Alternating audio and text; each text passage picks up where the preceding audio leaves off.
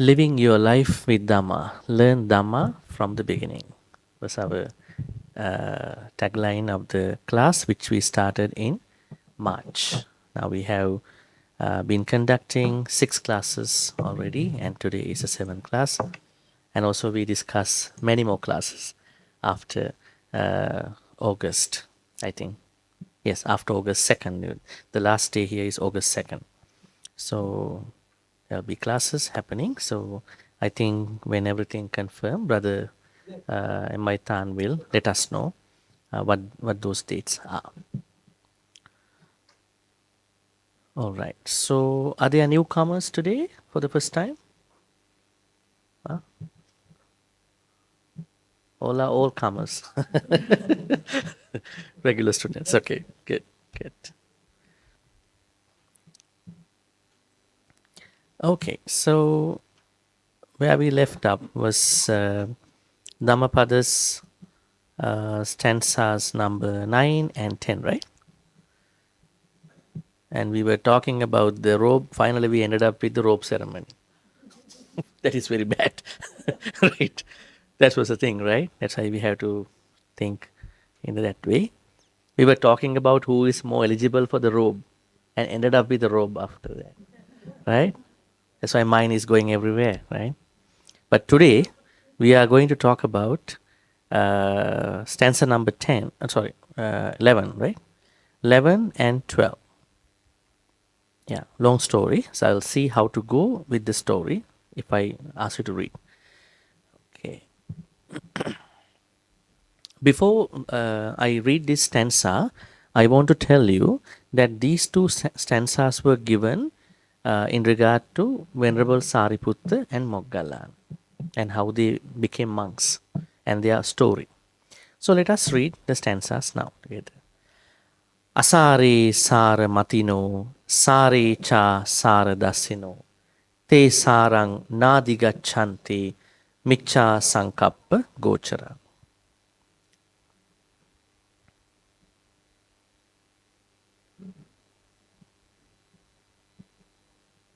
Sarancha sarato nyatva.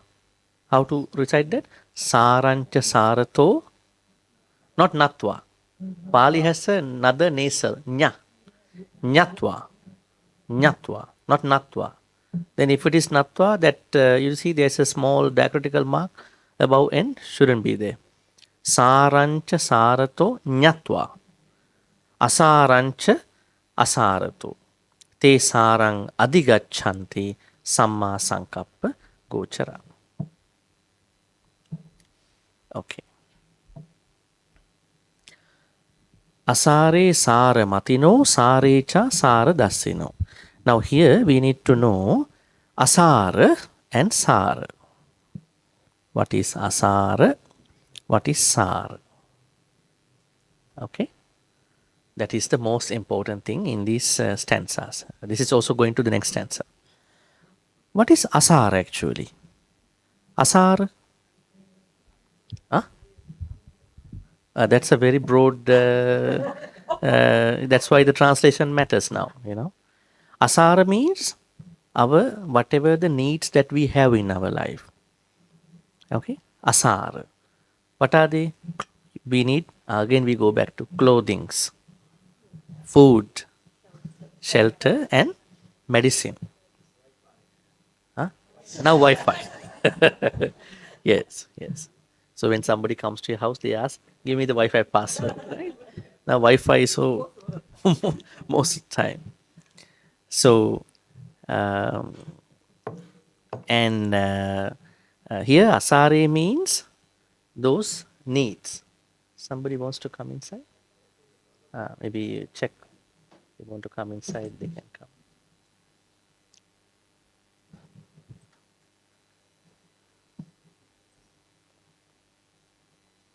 Okay. Asara means those needs, right? Asare sara matino. Matino means consider. Now when you consider that sara here means sila samadhi panya things, cultivation. Okay?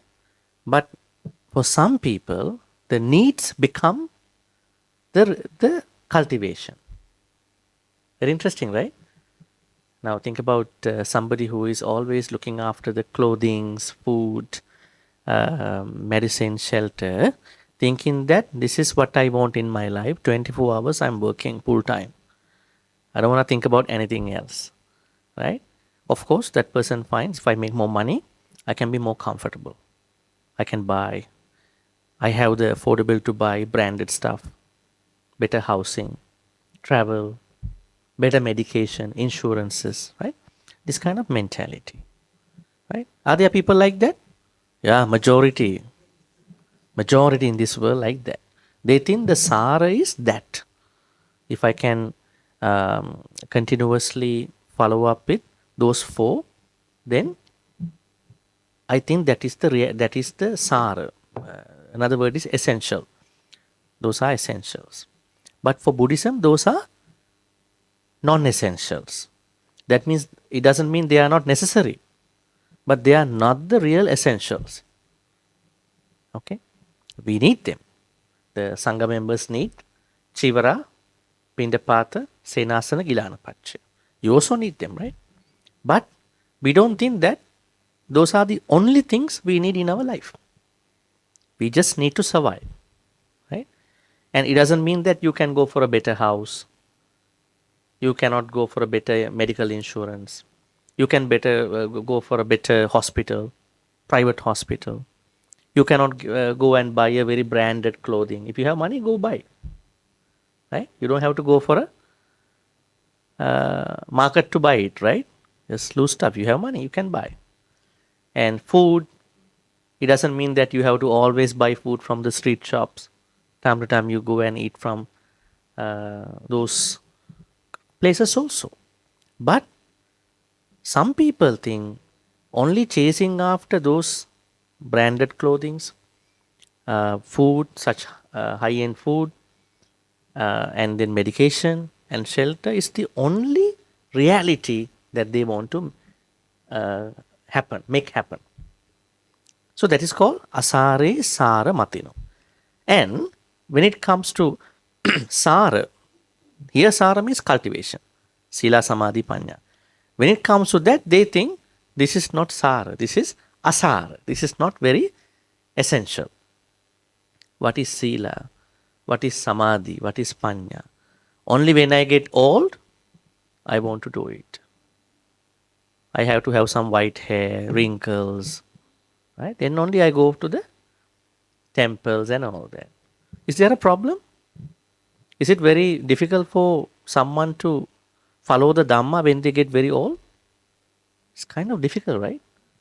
Because you forget things a lot, right? Not even what is happening outside, you forget. Because Dhamma is for the most part memory.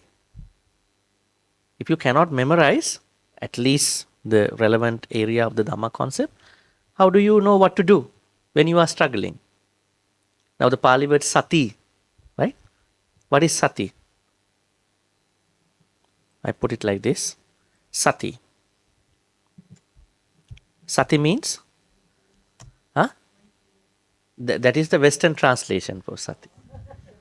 Pali, I'm asking Pali. That's why it's important to learn. Sati means memory. It is memory. I put it like this. Huh? Then, what is the other word? Sati and sampajanya. Right? Have you heard that word? Sampajanya. Sampajanya means? Sampajanya means clear knowing. Huh? Okay, now the Buddha said if you want to really practice this, what you call, now in English, in Western understanding, mindfulness, so-called mindfulness, you need to have this both. You need to be able to recall what you want to bring to this situation, sati, and then you need to know what situation is this. That is called sampajanya. Sati sampajanya together make you a person who has right mindfulness, samma sati.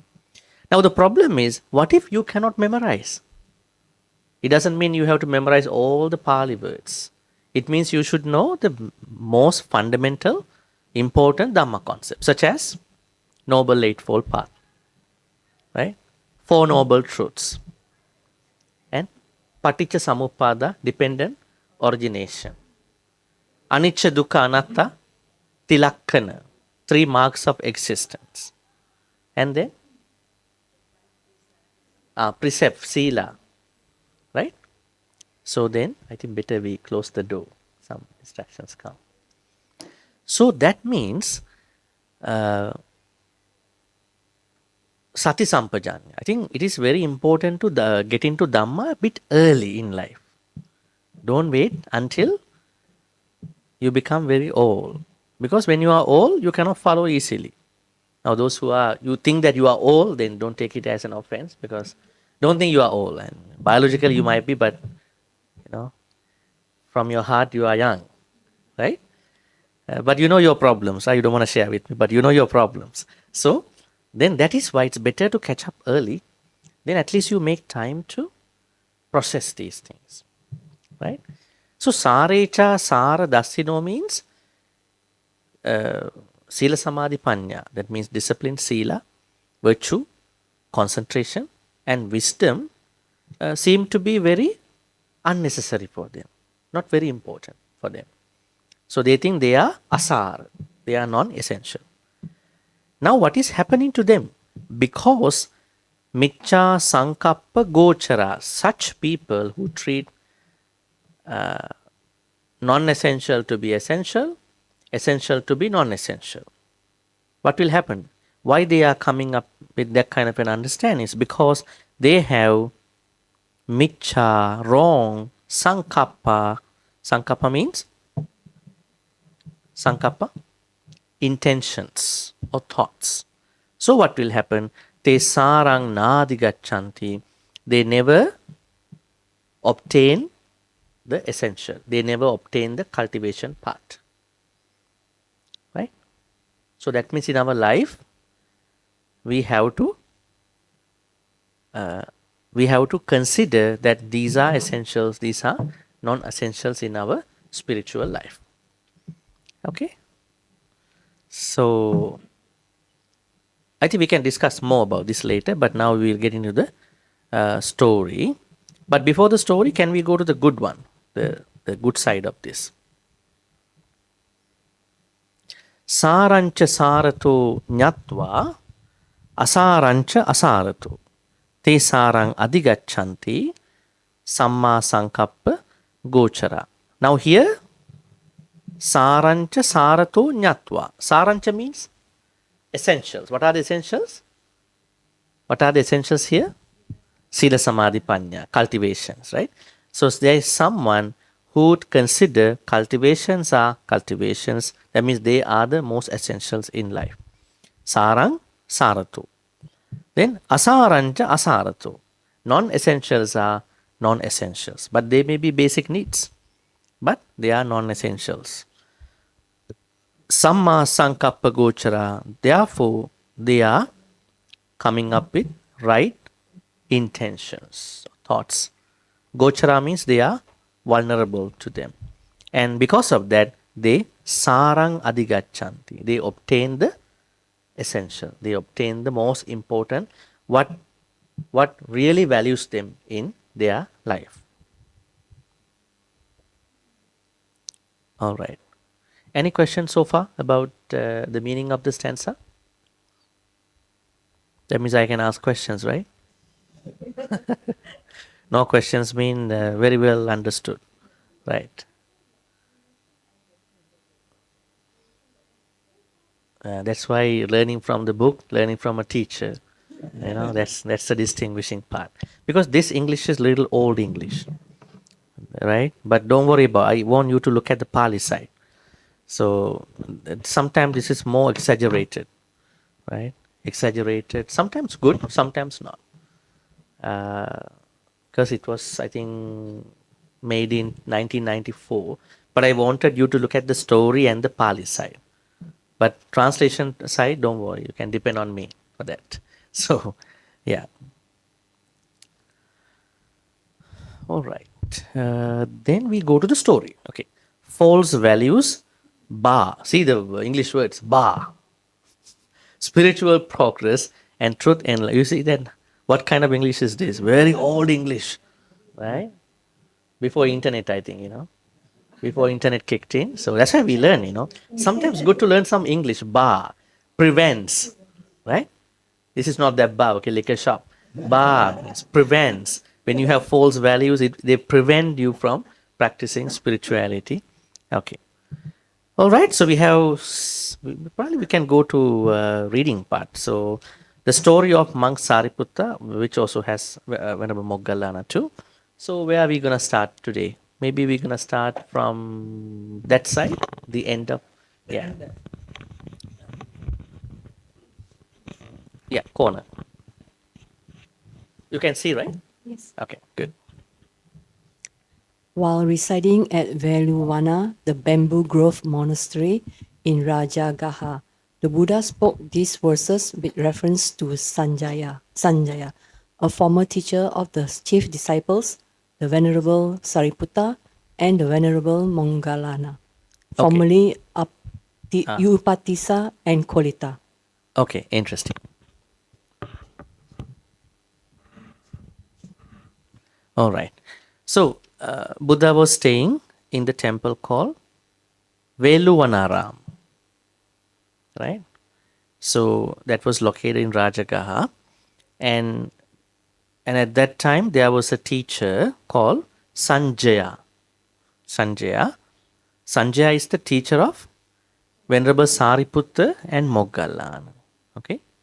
Now, when we learn, how many of you have learned about the pre-Buddhist Indian teachings before the Buddha arose, and what were the teachings going around during the Buddha's time before he started preaching Dhamma? There were 6 main teachers who lived during the pre-Buddhist time. Maybe we're going to check. I will show you how to find their names. Pre-Buddhist teachers. Okay, we'll see. Perhaps not. 6 heretical teachers. We'll see. The good one. These are the teachers. Purana Kassapa, Makkali Gosala, Ajita Kesa Kambala, Pakuda Kachayana. Sanjaya. This is the person. Sanjaya Bellatiputta, Nigantanataputta. Is very closer to Buddhism. So, I mean, I can share with you this later in the group, so you can search later. But I just want to show you the kind of the philosophies that they were bringing up. Purana Kassapa was talking about Akiriyavada. Akiriyavada means we have to write it. Maybe I'll open a Word document if I can. Okay.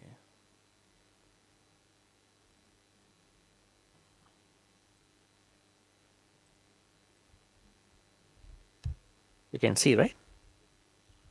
Akiriyavada. Akiriyavada means this is Purana Kassapa. Purana Kassapa, and his philosophy was Akiriyavada. Akiriyavada means amoralism. Amoralism means, now here you can see in the what do you call thing, again translation problem, but the Purana Kassapa told people, his devotees, that even you do good things, even you kill someone, do bad things, no problem. It's the same. If you want to do good, do good. If you want to do bad, you do bad. So it's called amoralism, right? Some people believe that. No wonder that you are in the 21st century, right? 6th century people even believe. There were people like that who picked up this idea happily. Especially if religions give this option today, this option today, this philosophy today, many will pick up, many our young people sometimes who don't want to perhaps look for a spiritual activity. So Purana Kassapa told that there is no particular karma or anything, you just do whatever you want, right? So perhaps those people who wear a shirt, just do it. Just do it. Amoralism. This is one teacher. Then the second teacher, Makkali Gosala. You can see Makkali Gosala. I put it first. Second one, Makkali Gosala. His philosophy was Niyativad. It's called Niyativad. Niyativad means determinism. He said everything is by luck. Do you believe that? I think some people in today's world also believe, like, even they want to do something good, they say, I want to try my luck. Why try luck?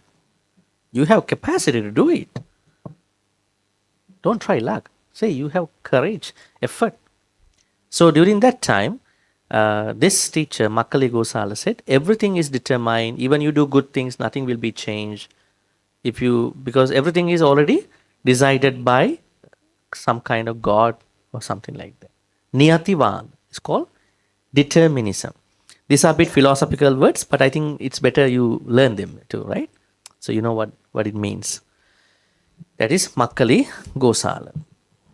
So in today's world, if someone says everything is determined, you can say, you are a follower of Makkali Gosala. They will ask, who is that?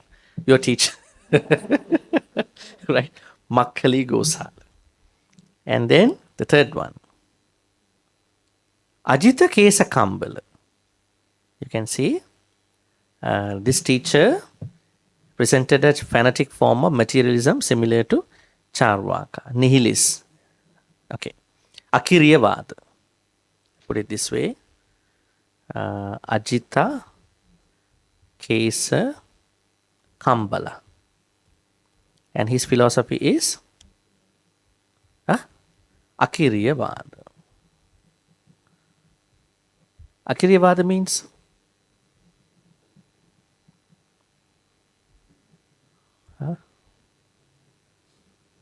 as you can see here,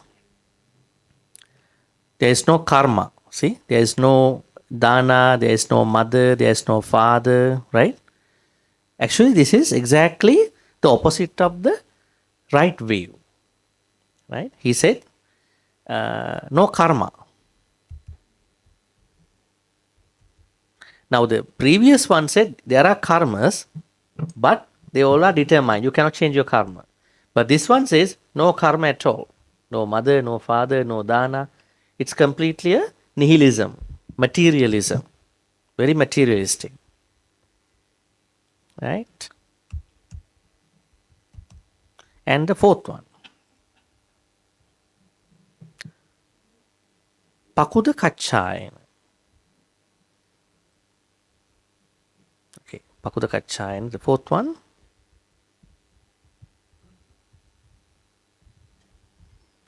Pakuda Kachayana believed only certain elements. As you can see, in this world there is only solidity, Patavi Apo Tejo Vayu, liquidity, temperature, motion, happiness, suffering, life principle. And he believed that there is nothing exists out of these seven. So it's more likely, how to say, some kind of an atomism, atomic reality. Now, if you are a scientist, if you are really that kind of a scientist, you think there's nothing but atomic reality. But atom also not properly found out. Long time ago, it was maybe it was the atom. Then you find out something else. Scientifically, you break down further. So atom is not the minute particle in science. But he said everything is elements. So, you can say only elements exist, nothing else. So, what is at stake with this philosophy?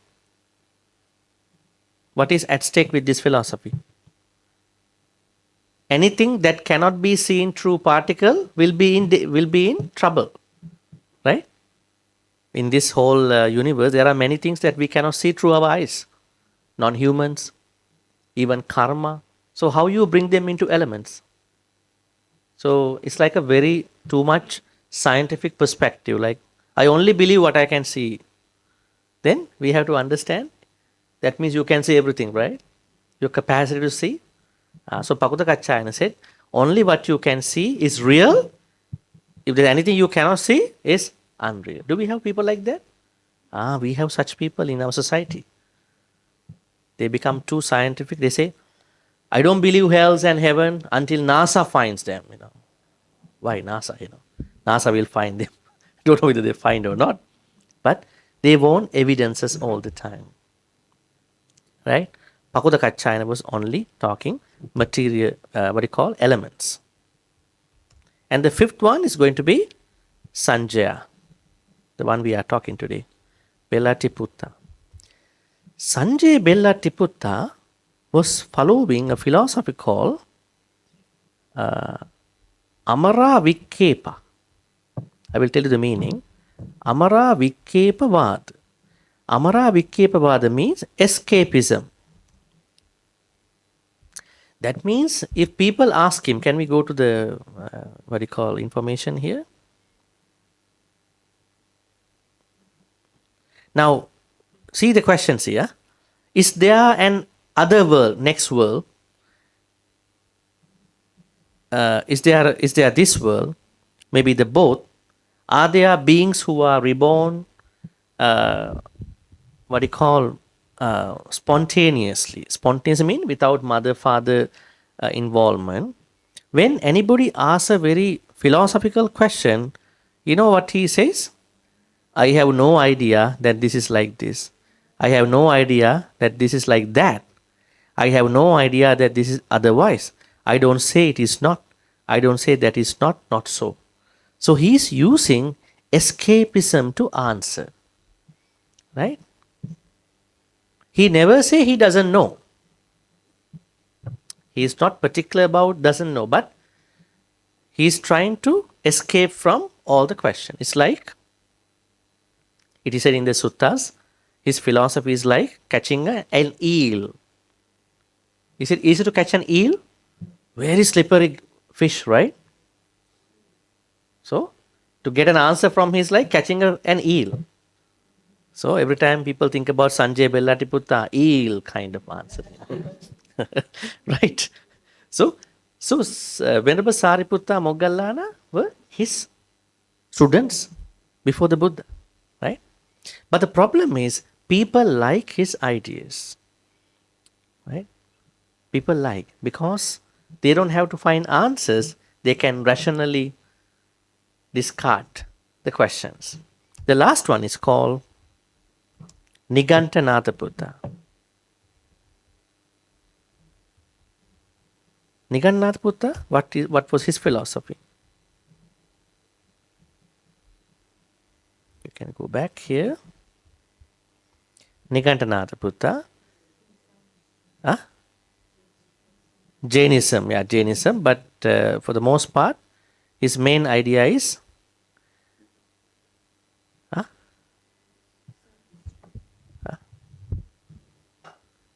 extreme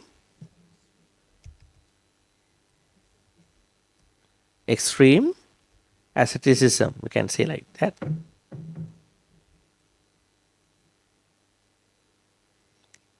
What does it mean by extreme asceticism? That means Nigantanatha Buddha was too moral, extremely moral. Now there are a lot of examples. One example is that he asked his people and devotees, you don't drink water from rivers and lakes.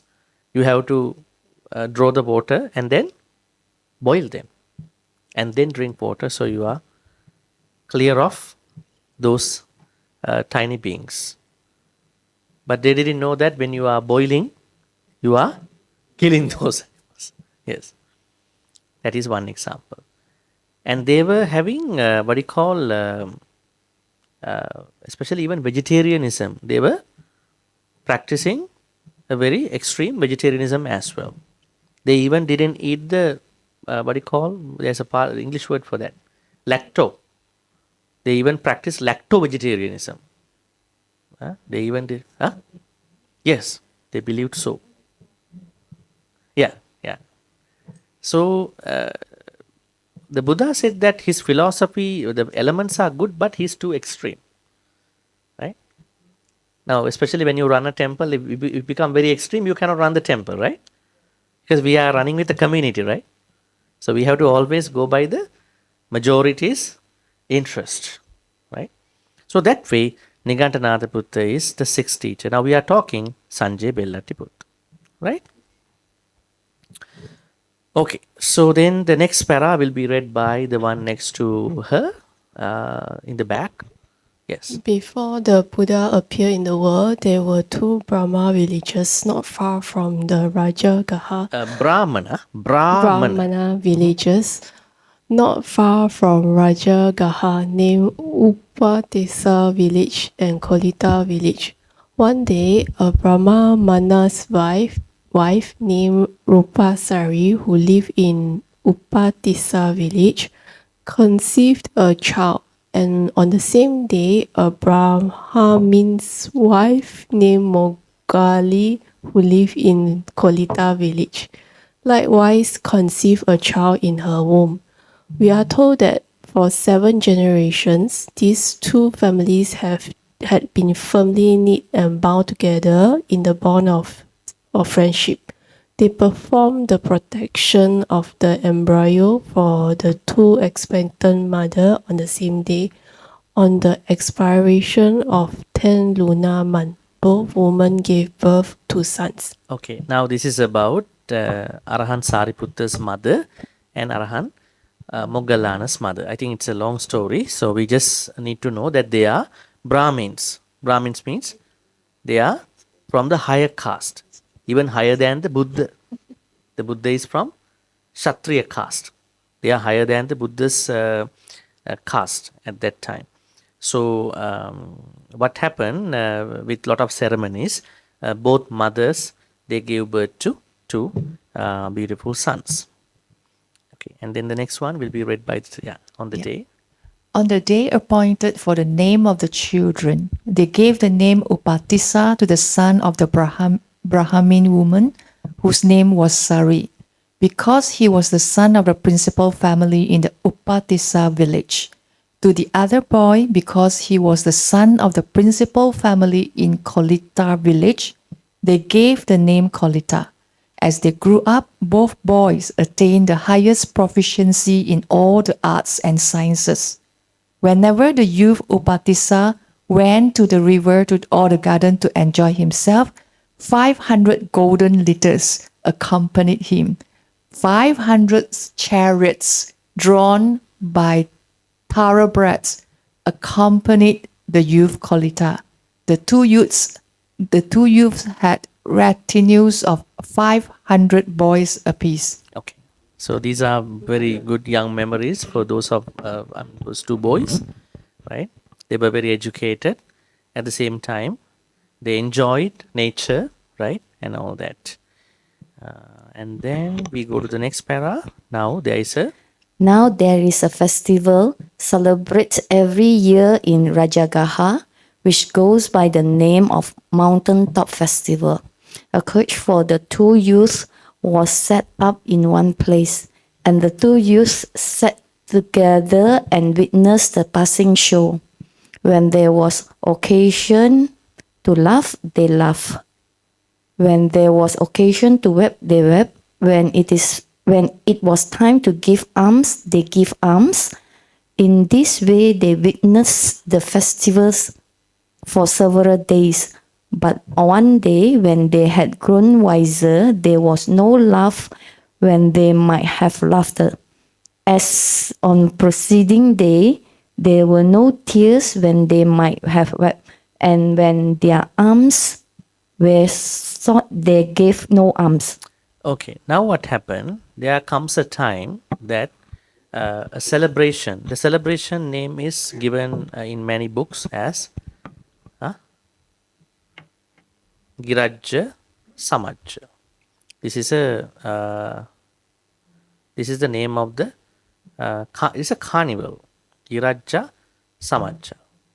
Okay, so what happened? So these two youths sat together. They were watching the show, and they were enjoying the show. But what happened at a certain point?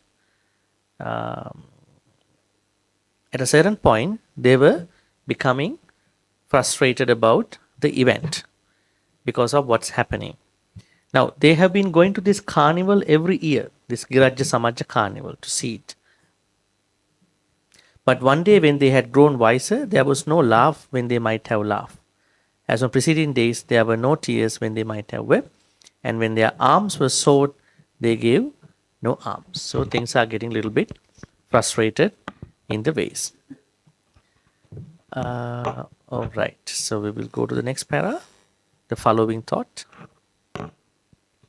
Yes. The following thoughts, we are told, occur to the two youths. Why should we look at this?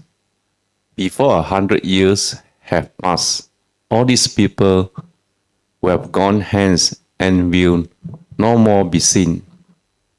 It behoves us rather to seek the way of release. And taking these thoughts to heart, they sat down.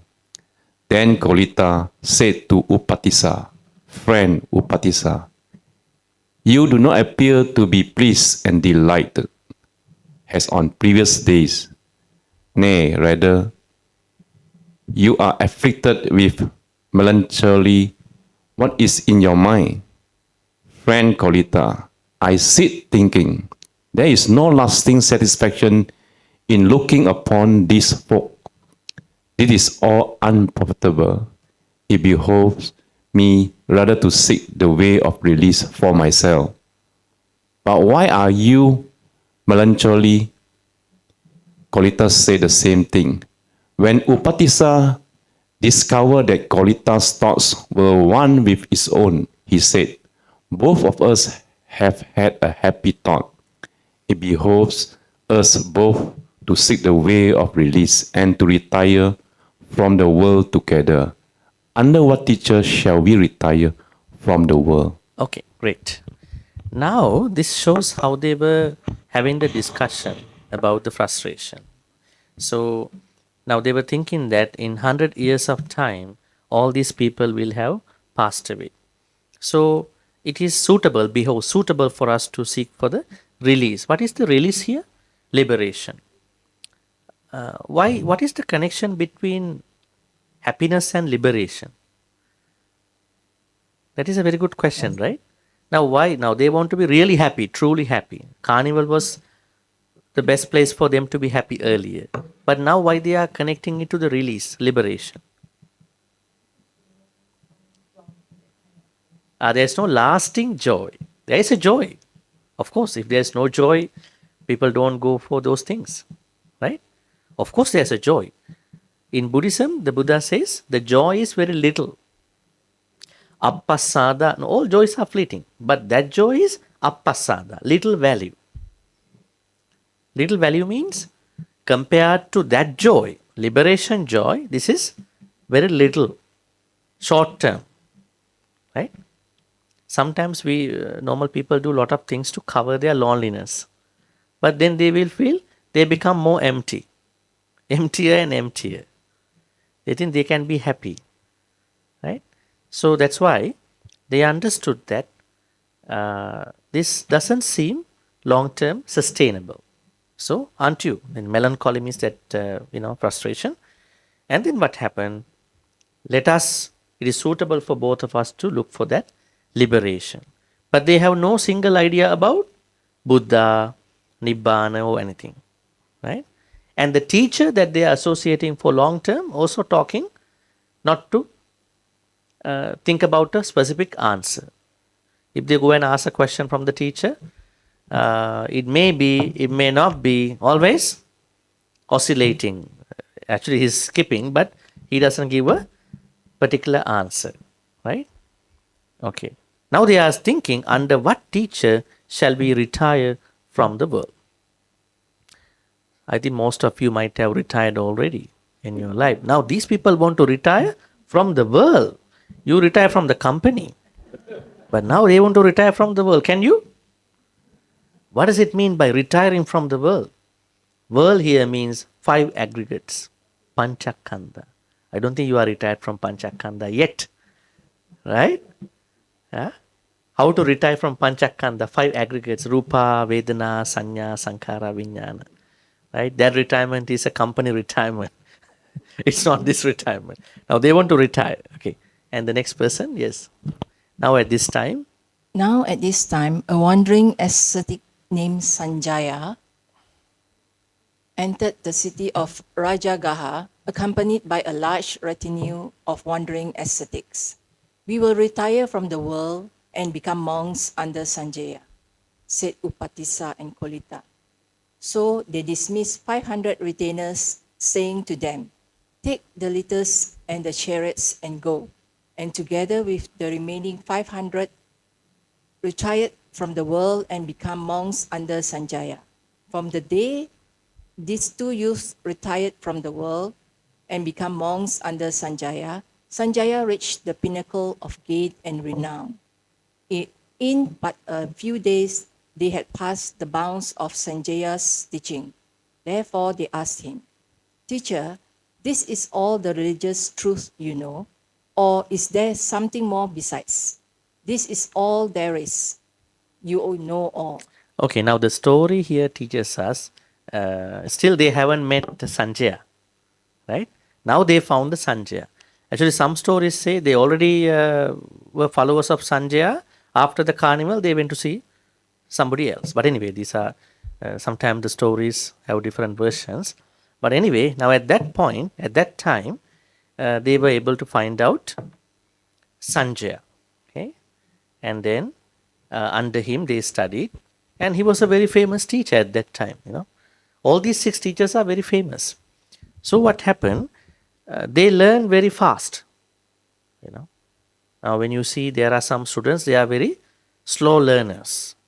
They learn very slow. And some students study very, very fast.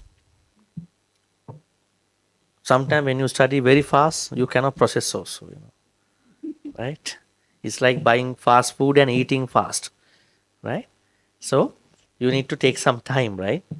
Otherwise you think you have to speed up, rush a lot.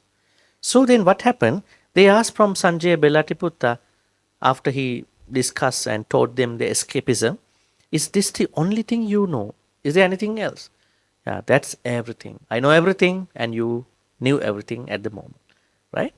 Now we will ask the next one to read the questions until here. The question Upatissa and Kolita asked, the others too were not able to answer, but Eric questioned the other asked, Upatissa and Kolita answered. In this manner, they traveled over the land of the rose apple. Then they retraced their steps and returned to their own home again. Before they separated, Upatissa said to Kolita, "Friend Kolita, whichever of us first attained the deathless is to inform the other." Having made this agreement, they separated. All right. Now the story teaches us what happened in between. In between, they saw a Buddhist monk and then how they left. So the Upatissa Kolita asked questions, and those questions were not really be able to be answered by the teacher. And then they travel over the land of the rose apple. What is that? Rose apple? What is rose apple? Have you met them? Rose apple means jambu. Yeah, you eat jambu a lot. Ah, the old name of India is Jambu Deepa, land of rose apple. Don't say that you go to India, go to rose apple, land of rose apple. Next time. Jambu. Now it is said in India at that time, lot of rose apples everywhere. Now they travel everywhere in India at that time. So they retraced their steps and returned to their own homes before they separated. They didn't find anything out of it. And then what happened? Then Upatissa said to Kolita, Miss Moggalana, friend, I think better we go separate. And whichever of us first attains the deathless. Now, this is the liberation. Now, when you say Nibbana, how would you explain to someone? That's a very good question. You meditate, you chant, you practice, whatever the things you are doing is to enlighten one day. Now, Buddha has clearly clarified enlightenment is nothing but going to the deathless. Now we know we are dying one day. Now also we are dying. You know that? There's another death that is happening now. What is it? I think that's something interesting to learn. I must put this. Sammuti Marana. Sammuti Marana means conventional death. That is what is happening to us one day. Right? Sammuti Marana. Then there's another death called Kanika Marana. Kanika Marana means? Kanika means moment. We are dying in every moment. Even now we are dying. Why? All the cells are dying and reborn, dying and born, dying. That's how we grow. That's how we age. That means this death is nothing strange to us. It's happening even now. That one is the full, ending of those momentary death. So, Kanika Marana. Now, people who are very experienced in their life, Prince Siddhartha, Kolita, Upatissa, and any other disciple, they enjoy life very well, much, much higher than all of us. That luxury life. Now, the problem is, even you happily enjoy your life to any extent, but one day you will have to die. Death is inevitable. Then, if there is any happiness that is prevailing in this whole universe, that happiness must be giving me deathlessness. Not deathlessness, deathlessness. That means death. That means if you call that there is a better happiness in this whole universe, that happiness must go beyond deathlessness. That means when you go to that state of mind, you will never die. What is that? Nibbana or Buddhahood. That's why they are mentioning by words here. Both of us, where is that? So here, right? Yeah, before a friend called it, whichever of us first attains a deathless is to inform the other. Having made this agreement, they separate. Okay, we will discuss about that a little bit later. And next one day.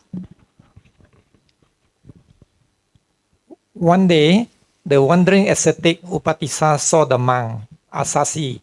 Asaji, okay. Upatissa said to him, "Calm and serene, brother. Are you organs of sense? Clean and clear is the hue of your skin.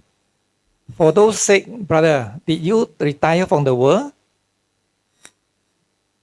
And who is your teacher? And whose doctrine do you profess? Don't cover the back of the mic, please. Yeah. Yeah. Brother, I am as yet a mere novice. It's not long since I have been a monk. But recently did I approach Buddha's doctrine and discipline," said the ascetic. "I am Upatissa. Say much or little according to your ability. I will understand the meaning in 100 ways or 1,000 ways." At what monk Asaji said Upatissa received higher excellence. Upatissa next saw his friend Kolita and informed him that he had attained deadness. He pronounced the same stanza Asaji had pronounced Kolita was established in the fruits of conversion. They decided to visit the Buddha. They thought they should ask their former instructor, Sanjaya, to join them. You may go, I cannot come. Sanjaya said, in the past, I have gone about as a teacher of the multiple. For me to become a pupil again would be absurd. Okay. I think we learn more English than the story sometime, right? Anyway, very interesting. Now, Upatissa and Kolita, they're going on two ways separately. Upatissa met a Buddhist monk. He doesn't know who this person is. Asaji. Who is Asaji? Now, how to specify him actually? He is one of the 5 ascetics. The Buddha gave the first Dhamma talk, Dhamma Chakkapavatana Sutta. Kondanya, Vappa, Baddiya, Mahanama, Asaji. Asaji last one. Don't know, he met him somewhere on the way. He was very happy to see Venerable Asaji, calm and serene. Are your, see this is all English, are your organs of sense? I mean, looking at inside the body. Well, of course, his faculties. Clean and clear is the hue, means color of your skin. For those sake, brother, did you retire from the world? I never asked this question from anybody, yeah? Did you retire from the world? What are you talking about? What is the retirement from the world? We will never retire nowadays, right? Or maybe, do you retire from the world? Are you planning to retire from the world? And who is your teacher? And whose doctrine do you teach, profess? Brother, I am yet a mere novice. It's not long since I've been a monk. So I'm still a very new person. But recently did I approach Buddha's doctrine and discipline. Said the ascetic, I'm Upatissa, say much or little according to your ability, I will understand the meaning. In whatever the way, right? Then, okay, important part is missing at this point. Now, what happened? I think, okay, that part is missing here. Then, Upatissa kept asking, tell me what your teacher taught you. Then he gave a stanza. Ye dhamma hetu pabhava, tesang hetum tathagato aha. That means, if there are causes for anything in this whole universe, the Buddha is, if there are phenomena, if there are effects of this whole universe, the Gautama Buddha, Shakyamuni Buddha is clarifying all the causes for those results. How interesting, causes and effect. So is there any effect that we go through now? Buddha knows the cause. So my teacher is someone who tells us causes and effects with conditions. Then what happened when what do you call, Venerable Asaji told the first 2 lines, Ye dhamma hetu pabhava, tesang hetung tathagato aha, Upatissa attains Sotapanna. What do you think? How fast is the cultivation he done in the past lives? He is a non-Buddhist and he was a follower of Sanjay before, but that very moment he became a Sotapanna. Now you understand, it's not the Dhamma learning that is always important. Dhamma learning is important. Being able to cognize it, being able to internalize with the life is the most important thing. Right? Now, how many times you hear this? You became Sotapanna just now? Think about it. I told you now 2 times. Right? That's why. Only when you have a past cultivation, it triggers you, you attain. Right? Now what happened?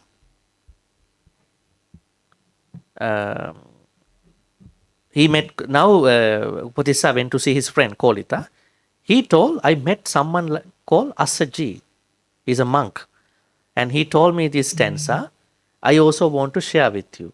So he said, the full stanza. Ye dhamma hetu pabhava, tesang hetung tathagatuaha. And the other 2. And then Kolita attained Sotapanna after hearing the full stanza. Means Kolita's comprehension is bit lower than Sariputta. Arahant Sariputta's comprehension, internalization is much the quickest in that. And then what happened? They are very grateful students. Huh? Now they already have a teacher. They didn't want to quit him very fast. They went there. They told him what happened. We like this teaching. We want to go. Would you like to come with us? And what he said. I already have a lot of students. So becoming a student of another teacher is a bit absurd activity, nonsense activities. So he doesn't want to join. Right?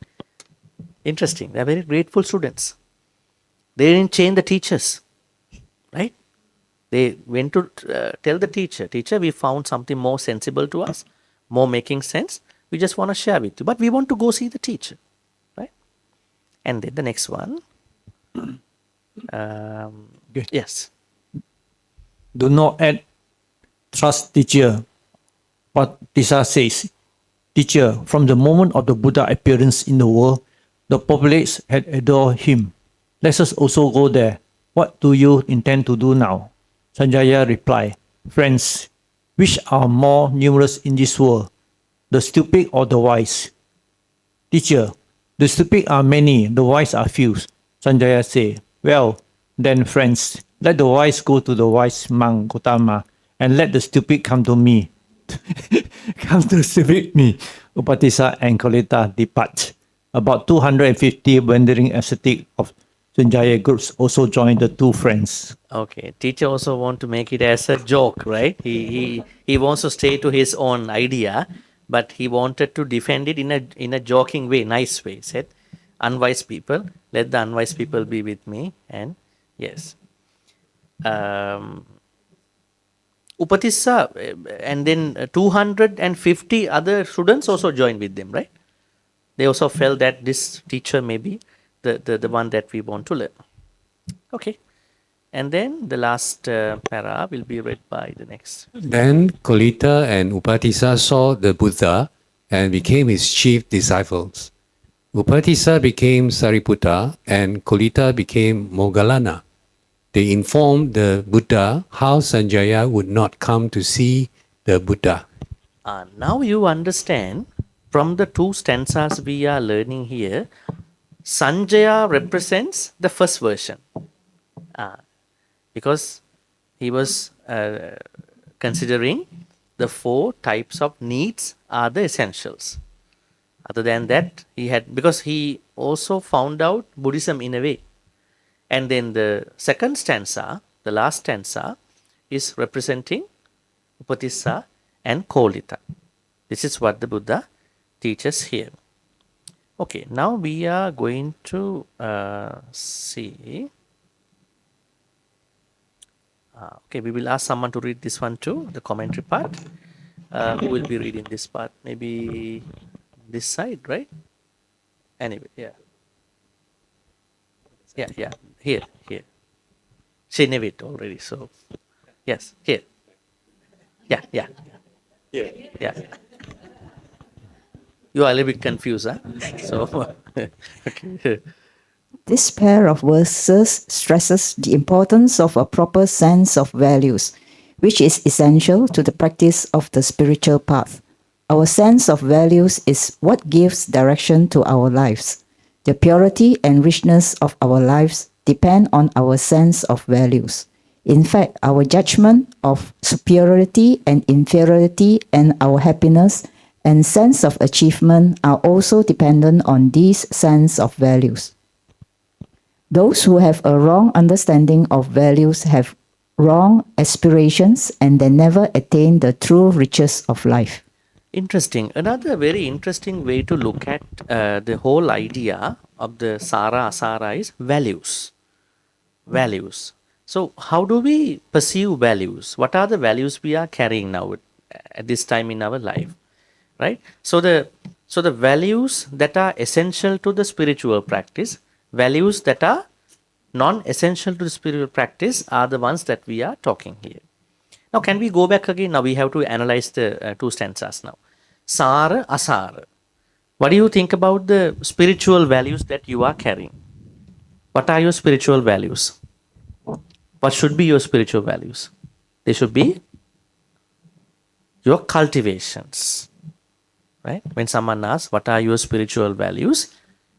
You always have to say that, my cultivation. What cultivations? Huh?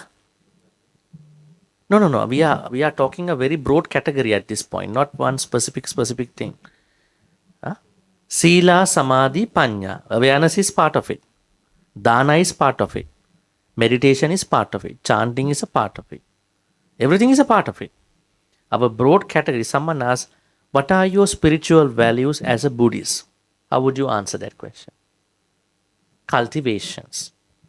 Sila, Samadhi, Panya. We go back again. Remember we discussed Sila, Samadhi, Panya happen from a different way. We said Panya, Sila, Samadhi, right? That means we need some kind of wisdom first, and then Sila, then Samadhi, then that lofty wisdom arises naturally. So, now, but when we come to our normal life, your regular life, how do you maintain your values? What is very essential for you to spend your daily life? What is very essential? Huh? Kindness. Huh? Number one is right view. Panya. Right view and right intention. They are the most important values. Because they are not physical stuff. Yeah? Precepts are physical for the most part. Because Buddhism believes everything is mind-based, right? Then that the first part of that cultivation comes from that mind, what views you have, what intentions you have. Now, how do we look at it? Can you think about your day? Today, June 21st, right? How did you start your day today? You go back to your day. Replay, huh? If you are a machine, go replay. How do you start your day? You woke up. Yeah, I'm asking. You woke up and you got up from the bed. And then what was the first thought that came to you? First thought that came to you while you are getting up? Puja? Okay. Sunday. Yeah. But before puja? Yes, personal activities. Right? But we know we learned something from the Buddha, right? When we wake up, get up early in the morning, the Buddha showed from his life that the first thing that the Buddha does is, who will I be able to support today as being kind? Being kind. Right? Normally we look at what food I'm going to eat today, right? All me, myself, right?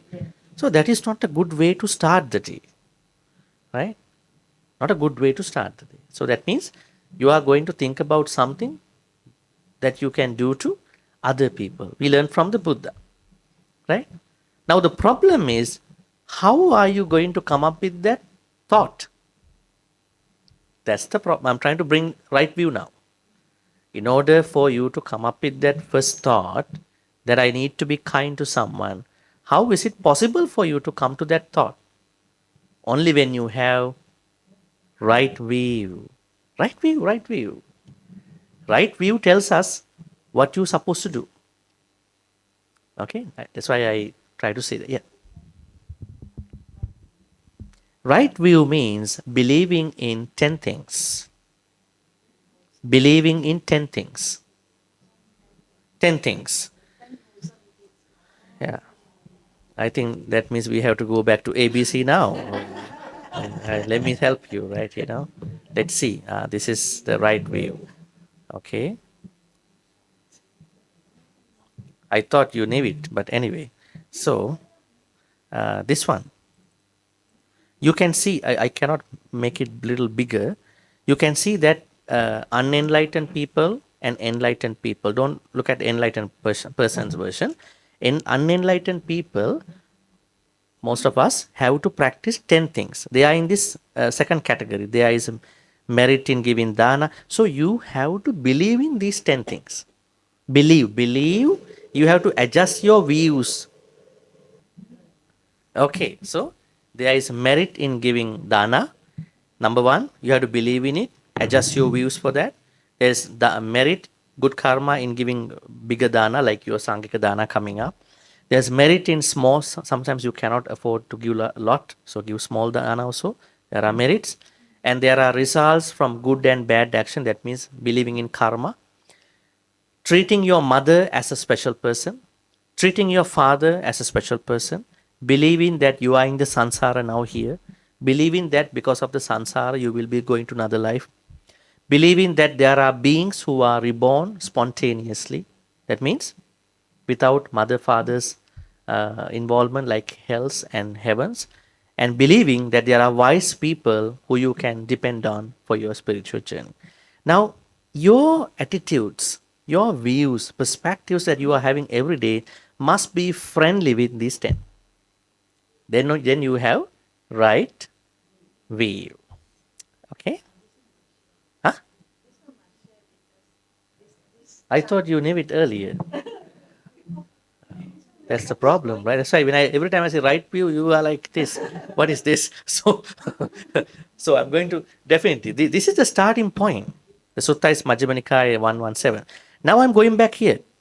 Now I was asking, when you start your day, how can you come up with a thought that you can help someone? Only when you have these 10 types of right view, you can come up with that.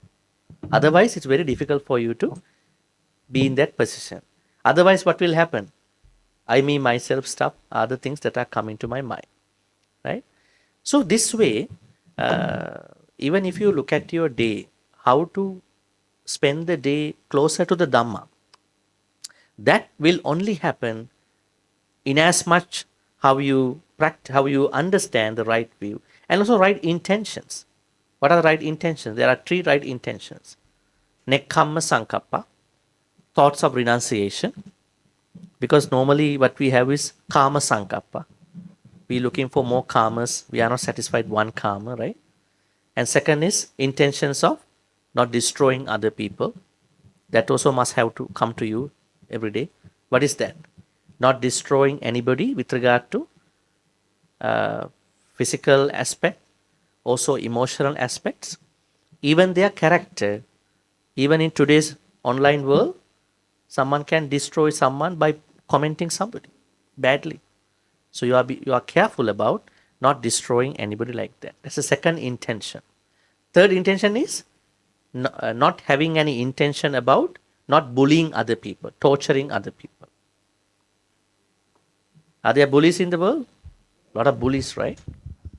Sometimes there may be bullies in good places too. How can someone become a bully? Only when the person is the most innocent person.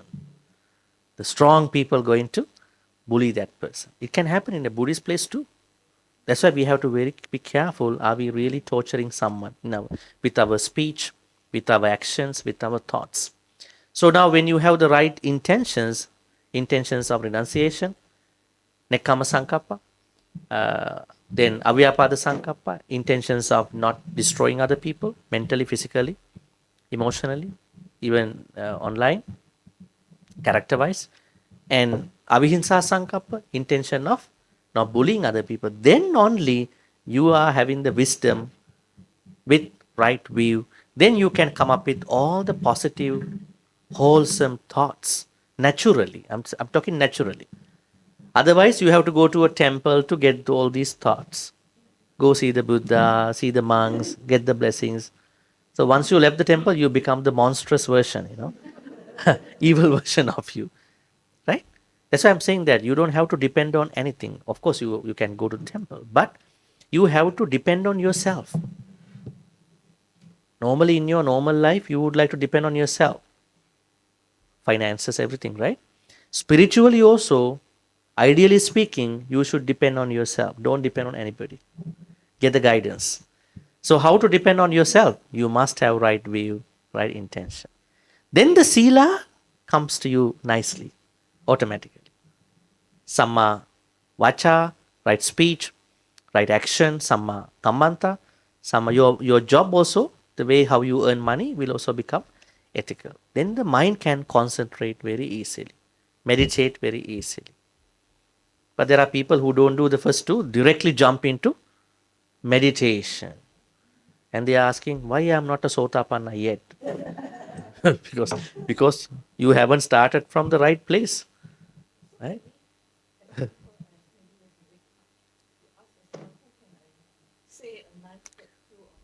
Yeah.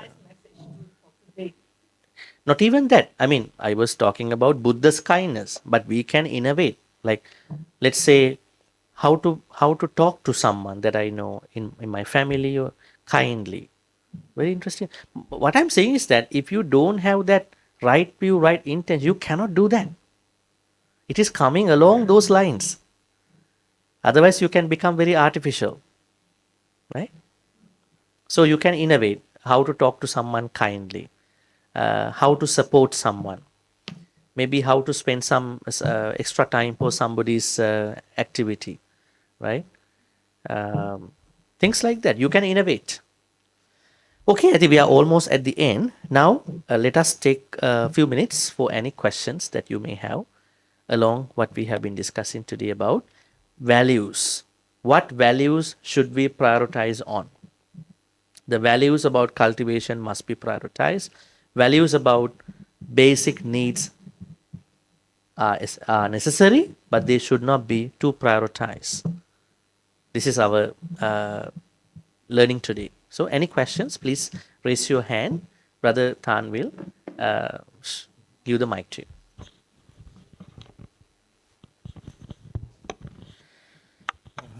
Hello, Bhante. Just now you said the first thing you wake up, what do we think? How about after we wake up first thing in the morning, can we do meditation? Is it good or not?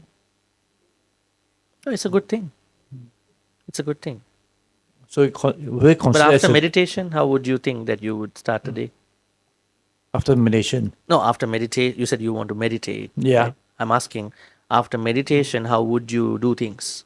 What would you think about it?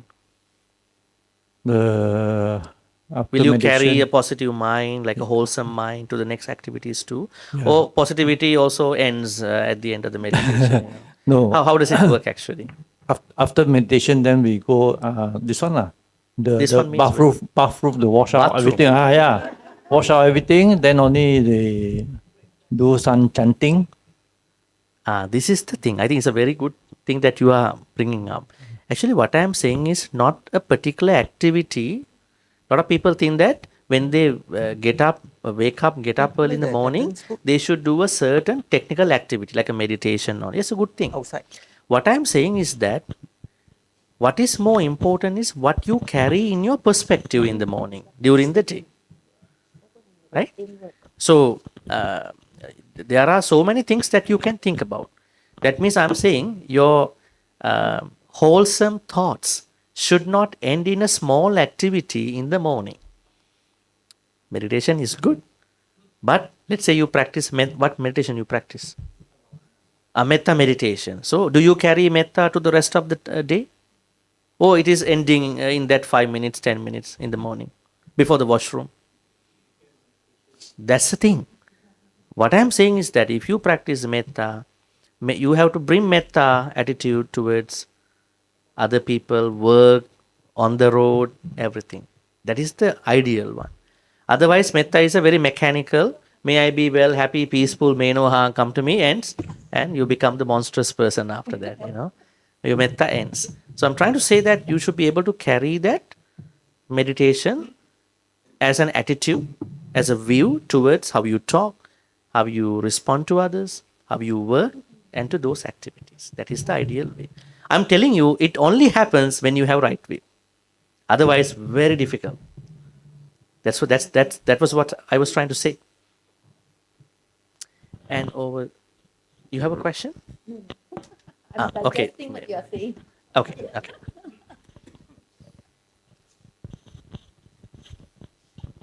Okay, Bhante, this is maybe not really related, but it's about me knowing that the thing is wrong, right? But how do we tell or influence our friends that this is wrong. It's like, okay, I just came back from a holiday and I have a friend and she started commenting about the other, the company that we have and their attitude.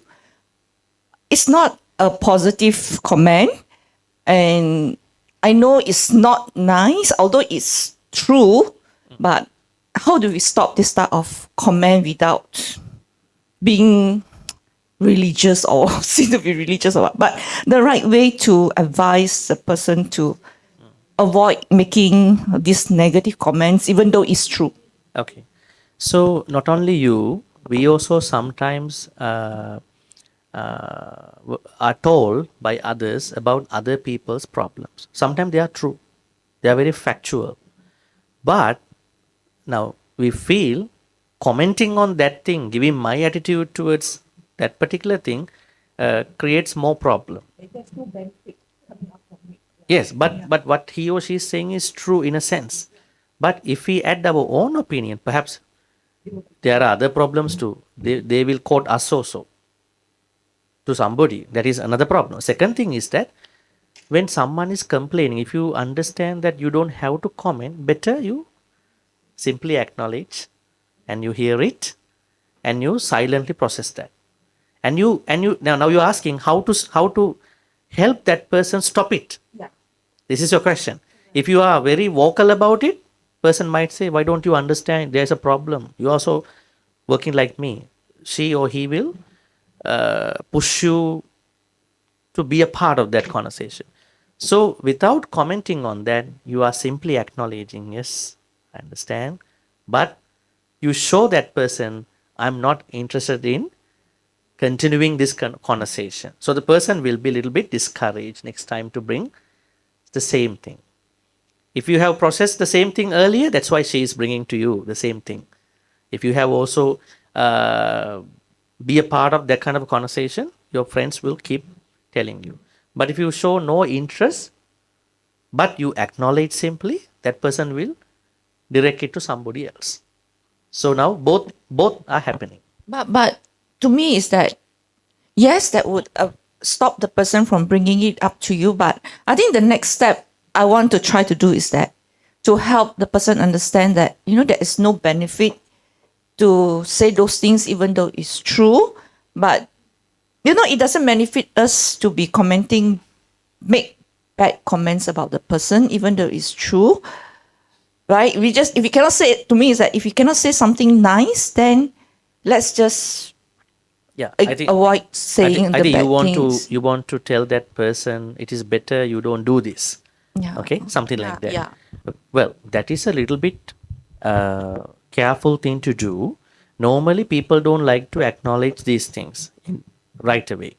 So, if you are going to be very direct in saying don't do this, the person might process it in a different way. So, better you don't show the interest. When that person understand that you have no interest, if your friend is such a good person in other contexts, the person might give some thoughts about why you are avoiding like this.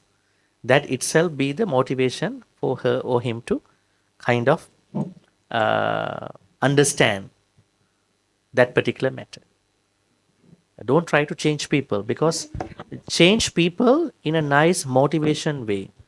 It's like you are telling someone after this class, you're going home and you're telling, today we learn about Asaji, Upatissa, Kolita. You must learn about this thing. What is Upatissa, Asaji, Kolita, right? But whenever they are ready to learn something, you support them to learn. Sometimes don't try to teach if they are not ready. These people are not yet ready. But with your way how you process it, they will come to a level that they want to learn at a certain point. Yeah.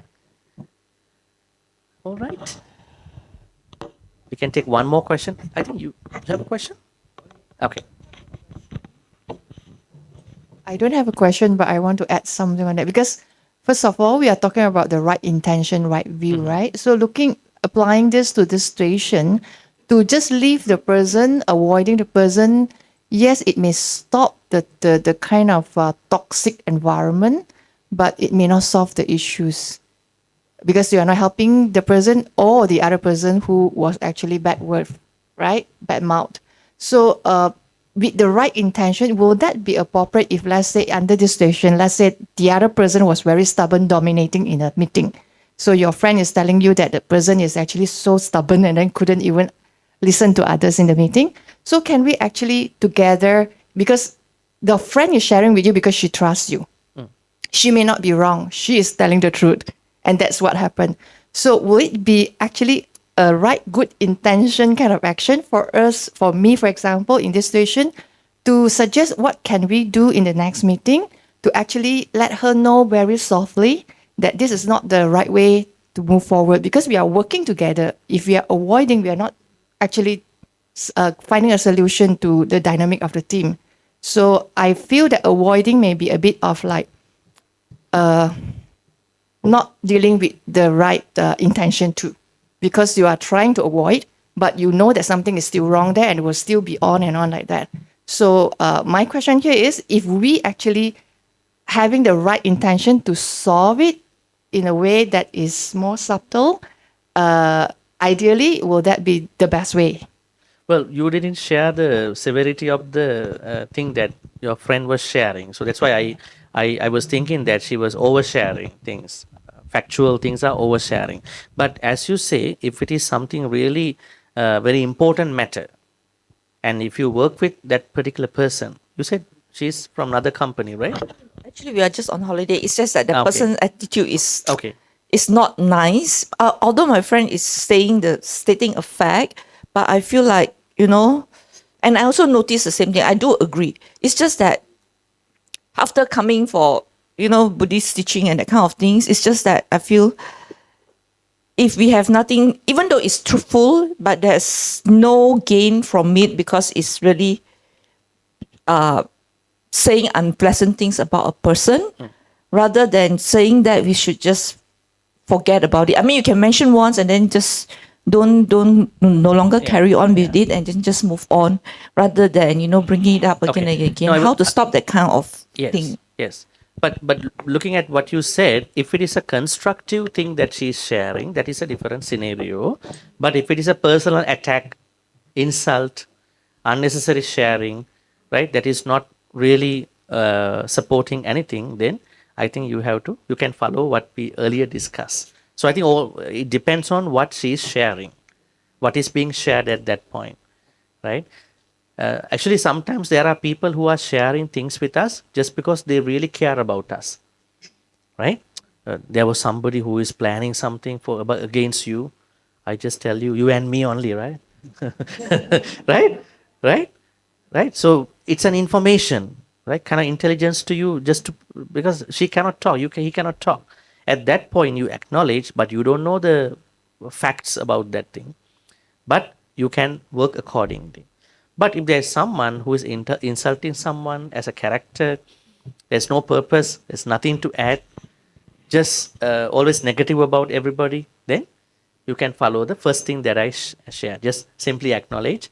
Because if you don't acknowledge even in any way, that person will push you to accept it. Okay? I think that is how we look at the values. So then at this point, we are now going to transfer the good karmas.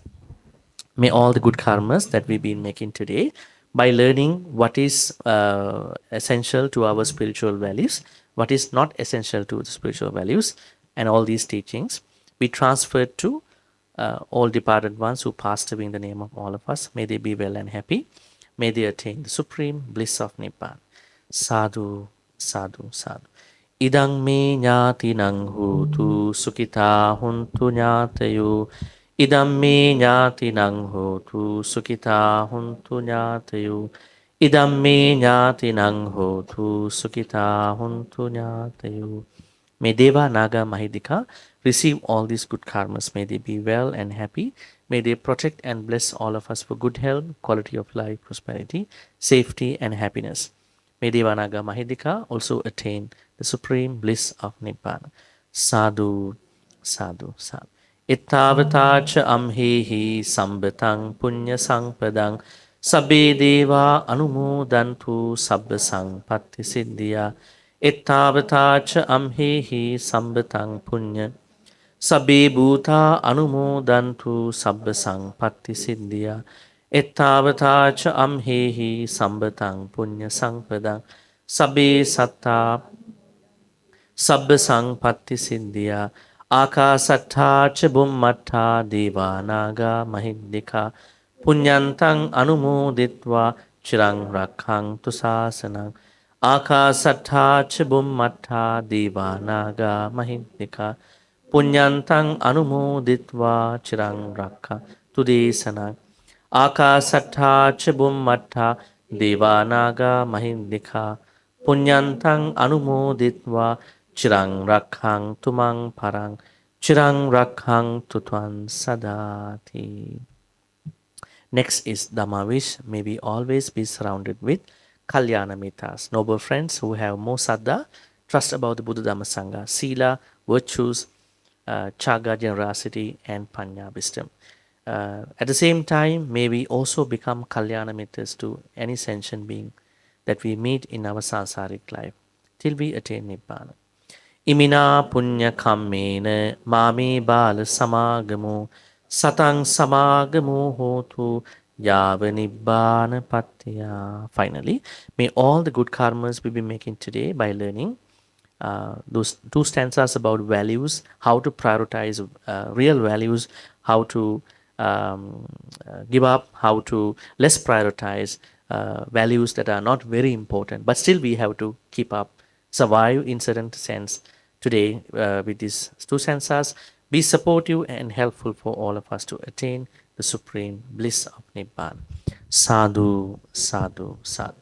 Abhivadana sirissa nichang vaddhapacha ino chattaru dhamma vaddhanti ayuvannu sukhang balang ayurarogya sangpatti sagga sangpatti me vicha ato nibbana sangpatti iminati samichatu. Sadhu, sadhu, sadhu. Okay, so now Brother Tan will conclude. Yeah, thank you very much, Bhante, for another very lively, interesting class today. So let us all kneel and pay respect to the Buddha, Dhamma, and Sangha. In concluding today's session, let us kneel and reaffirm our faith and refuge in the Triple Gem. I bow before the compassionate Buddha, the supremely enlightened one who shows the way to liberation. Bow. I bow before the glorious Dharma, the Buddha's teaching that lead from darkness to spiritual light. Bow. And I bow before the Holy Sangha, the fellowship of Buddha's disciples that inspires and guides. Bow. Sadhu, sadhu, sadhu, sadhu. And before Brother Tan will say something, and I would like to say we will meet again on July 7. July 12th. July 12th. July 12th. And there'll be additional classes that I've already arranged with Bhante just now, right until December. Yeah. So Brother Tan will have to confirm one more time with the calendars. And we'll post out in the group so that you can block your calendars for the next 6 months. Yeah. Okay. Okay. On behalf of the Shalam Buddhist Society, we'd like to give a Navakama to Bhante.